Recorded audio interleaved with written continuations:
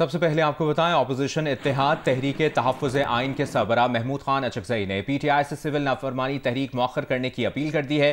तफसील जानेंगे नुमाइंदा जियो न्यूज़ हैदर शराजी से। जी हैदर, बताइए।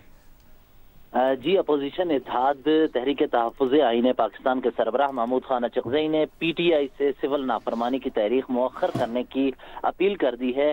जियो न्यूज़ से गुफ्तगू करते हुए अपोजिशन इत्तेहाद के सरबराह महमूद खान अचकज़ई ने कहा कि मैं PTI से अपील करता हूँ कि सिविल नाफरमानी की तहरीक मौखर कर दें, और हुकूमत के साथ मुज़ाकरात के हवाले से उन्होंने कहा कि मुज़ाकरात वक्त की अहम ज़रूरत हैं, और PTI को उन्होंने मशवरा दिया है कि मुज़ाकरात में यह तय होना चाहिए कि हुकूमत कब हटेगी। महमूद खान अचकज़ई ने कहा कि बातचीत से मसाइल का हल निकले तो इससे अच्छी बात नहीं, और अगर बातचीत से मसाइल हल नहीं होते तो फिर तहरीक चलानी पड़ेगी। महमूद खान अचकज़ई ने कहा कि वो मुज़ाकरात की कामयाबी की सूरत में 4 माह में इंतखाबात का मुतालबा करते हैं, और उन्होंने कहा कि वो कल PTI की दावत पर कुरम और PTI शोधा की दुआ के लिए पिशावर जाएंगे। जबकि अपोजिशन इत्तेहाद के सरबराह महमूद खान अचकज़ई ने PTI से सिविल नाफरमानी की तहरीक मौखर करने की अपील की है। जी शराजी, आपने अपडेट किया, शुक्रिया। चेयरमैन PTI बैरिस्टर गौहर ने कहा है कि मुज़ाकरात के लिए तहरीक इंसाफ की कोई शर्त नहीं है, मुज़ाकरात जामे और गैर मशरूत होने चाहिए। इस्लामाबाद में गुफ्तगू करते हुए बैरिस्टर गौहर ने कहा कि PTI के मुतालिबात शराइत नहीं, मुज़ाकरात इन्हीं मुतालिबात पर होंगे।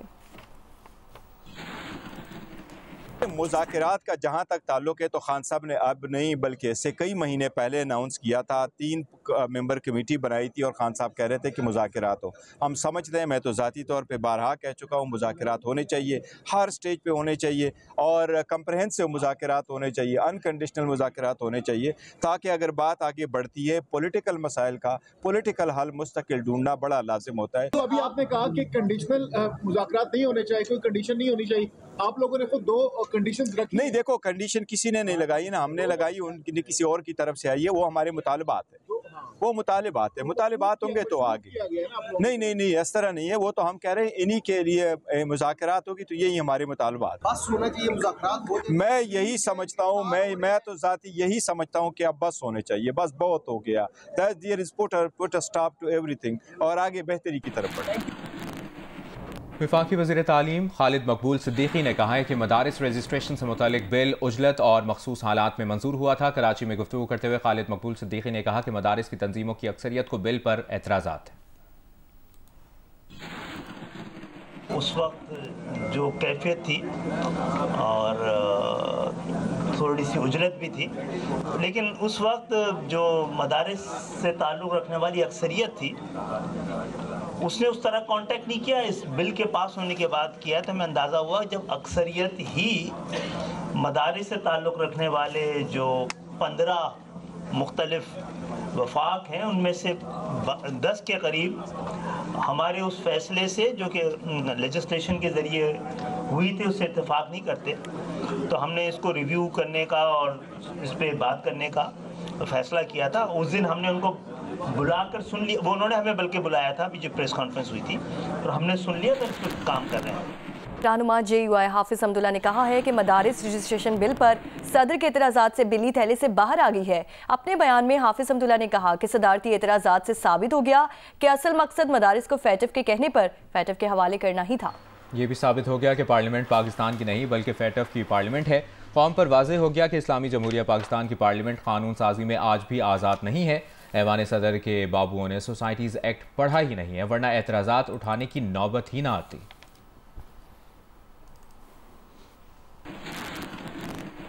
चेयरमैन पाकिस्तान उलमा काउंसिल हाफिज ताहिर महमूद अशरफी ने कहा है कि मदारिस की रजिस्ट्रेशन पर कोई समझौता मुमकिन नहीं है। अपने बयान में ताहिर अशरफी ने कहा कि जो मदारिस वजारत तालीम से मुंसलिक हो गए उनसे मुतालिक मनफी कानून साजी ना की जाए। मदारिस अपना ऑडिट भी करवाते हैं, हिसाबात सबके लिए खुले हैं। कोई मदारिस के हिसाबात चेक करना चाहता है तो क्या इतराज़ हो सकता है।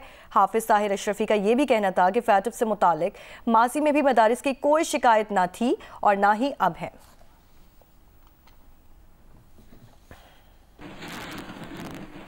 ANP के सरबराह इमल वली खान ने कहा है कि इलेक्शन और मौजूदा निज़ाम पर तहफ़्फ़ुज़ात हैं, मगर इस वक्त नए इलेक्शन नहीं होने चाहिए। जियो न्यूज़ के प्रोग्राम जिरगा में गुफ्तगू करते हुए इमल वली खान ने कहा कि इलेक्शन पर कौम के 40 अरब रुपए लगते हैं, अब इस निज़ाम को मुद्दत पूरी करनी चाहिए।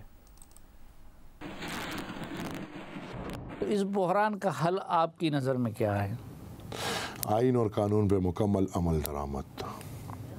और फिर फ्रेश इलेक्शन अपने वक्त पे। इस वक्त मैं नहीं समझता, इस वक्त नहीं, अब जो निज़ाम है बस उसको चलने दो। अच्छा, बन गया है अब इस पे, मतलब हमारे शिकायत हैं इस निज़ाम पे, लेकिन इस निज़ाम पे भी, इस ड्रामे पे भी पाकिस्तान के एक्सचेकर्स के पैसे लगे हैं। अभी हम नए फ्रेश इलेक्शंस करेंगे, 40 अरब रुपए फिर हम लगाएंगे, किधर है? और उसमें भी अगर यही खेल खेला जाए तो मसले का हल भी तो नहीं है। लिहाजा मैं समझता हूँ कि जो निज़ाम है अब है। एमल वली का मुकम्मल इंटरव्यू देखिए प्रोग्राम जिरगा में आज रात 10 बजे सिर्फ जियो न्यूज़ पर। अभी आपको अपडेट करें, पेशावर हाई कोर्ट के जस्टिस वक़ार अहमद ने उम्मीदवार के एतराज़ पर इलेक्शन पिटीशन सुनने से माजरत कर ली है। इस बारे में मजीद जानेंगे, रूबा इब्राहिम हमारे साथ मौजूद हैं। रूबा, कहिएगा क्या तफसीलात हैं आपके पास? जी बिल्कुल, पीटीआई पार्लियामेंटेरियन के रुकन सूबाई असम्बली अरबाब वसीम ने जस्टिस वक़ार अहमद पर एतराज़ किया था, जिसके बायस पेशावर इलेक्शन ट्रिब्यूनल के जज जस्टिस वक़ार अहमद ने इलेक्शन ट्रिब्यूनल के केसेस से खुद को अलग कर लिया है। इस हवाले से जस्टिस वक़ार अहमद की जानिब से ऑर्डर शीट भी जारी कर दी गई है। ऑर्डर शीट के मुताबिक जस्टिस वक़ार अहमद ने कहा कि इलेक्शन ट्रिब्यूनल से खुद को अलग करता हूँ। एतराज़ कुनंदा ने ट्रिब्यूनल पर एतराज़ किया है। एतराज़ कुनंदा का कहना है कि मैं पीटीआई लाइव फोरम का रुकन रहा हूँ, पीटीआई दौरे हुकूमत में एडिशनल एडवोकेट जनरल रहा हूँ। जब भी कोई जज बनता है तो हल्फ उठाता है तो उनका किसी पार्टी से ताल्लुक नहीं रहता। उन्होंने कहा कि एतराज़ के बाद इलेक्शन कमीशन केसेस के दूसरे ट्रिब्यूनल में मुंतकिल किए जाएं, एतराज़ात के बाद इलेक्शन केसेस नहीं सुन सकता। जी बहुत शुक्रिया आपका रूबा इब्राहिम, आपने अपडेट किया।